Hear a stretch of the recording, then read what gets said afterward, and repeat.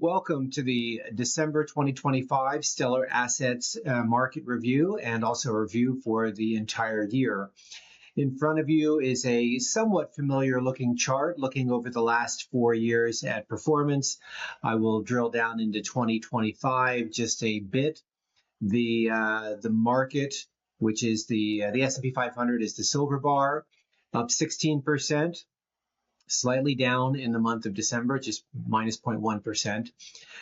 The green bar, that represents our equity-only clients. They were up on average 35%, so stellar returns on the equity side.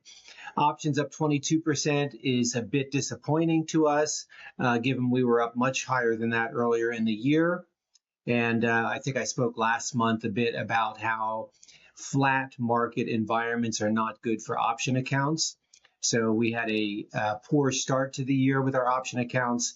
We had a great middle of the year and then a poor last 3 months as well, as the market was pretty flat. We're off to a good start in January with all of these accounts, so that's favorable. And 22% is, of course, not a bad result. It's just significantly less than what we have been used to even earlier in the year. So on average, if we sum up the 4 years, and again, recognizing that 2022 was a very negative year, as we've talked about in the past, but if we sum up all 4 years, we have an 11% market average per year, 16% for equity only, and 49% for our option accounts. I should point out two things. One, that 49% would be higher if I included 2022, but that was just a single test account, and so to be conservative, I've left that off of the analysis. And the second thing I should point out is our accounts in 23 and 24, our option accounts, were mostly option, very little equity, and increasingly we're adding more and more equity. So we should expect those option account returns, that bucket, to come closer to the equity side of things over time.